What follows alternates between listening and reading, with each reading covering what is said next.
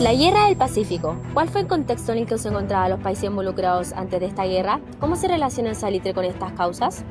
En 1866 se firmó un tratado de límite entre Chile y Bolivia que constaba con la separación igualitaria de Antofagasta y una determinada repartición de los impuestos.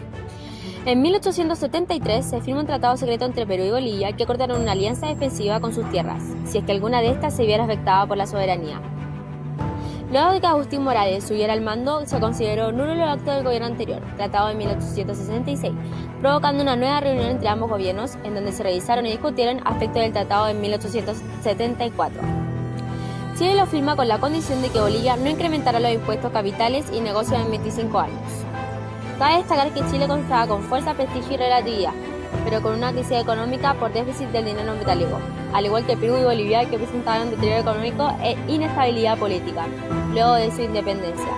Específicamente hablando de Perú, sufrió crisis por la nacionalización de las salitreras, como podemos ver en la siguiente cita. Ellos han resaltado la importancia de las causas económicas en el desencadenamiento del conflicto, el papel que jugaron los empresarios y o políticos chilenos, la crisis económica que ocurrió en el país y los intereses en torno a la riqueza minera existente en el litoral de la zona norte, territorios pertenecientes a Perú, Bolivia y Chile. En 1875, la economía chilena experimentó la primera crisis económica en su historia independiente. La depresión mundial de 1870 causó el prolongado descenso de precios de los productos primarios que Chile exportaba y la Guerra del Pacífico se transformó en una salida. Volviendo al tema, se genera luego del tratado una disputa entre Chile y Bolivia por el descubrimiento de valiosos depósitos de nitrato y bueno en territorios combinados y la falta de definición de fronteras en tratados mutuos.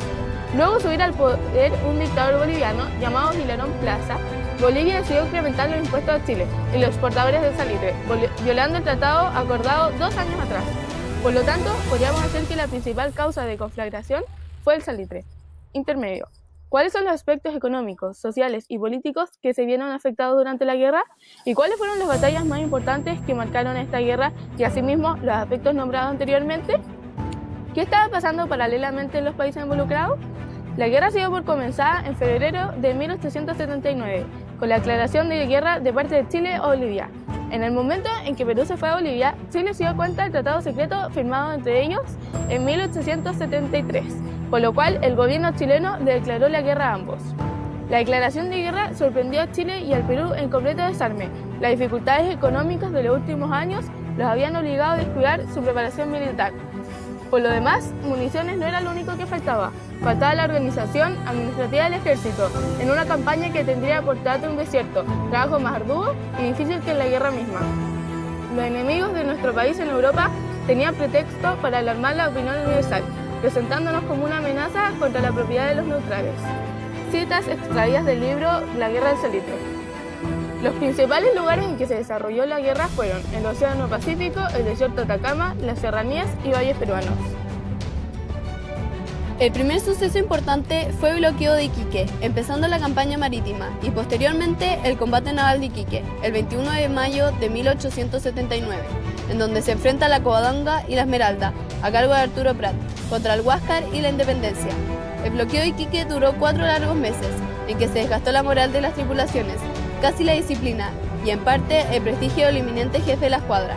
Cita extraída del libro Resumen de la Guerra del Pacífico.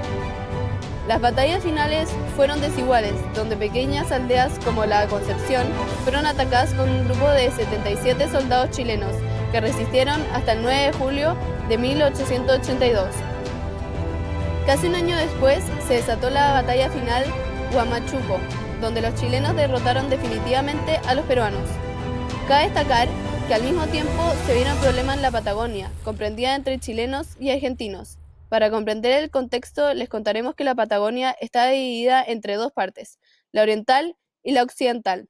La oriental fue considerada perteneciente a Argentina desde 1881, pero los problemas empezaron en 1907, cuando se descubrió que este sector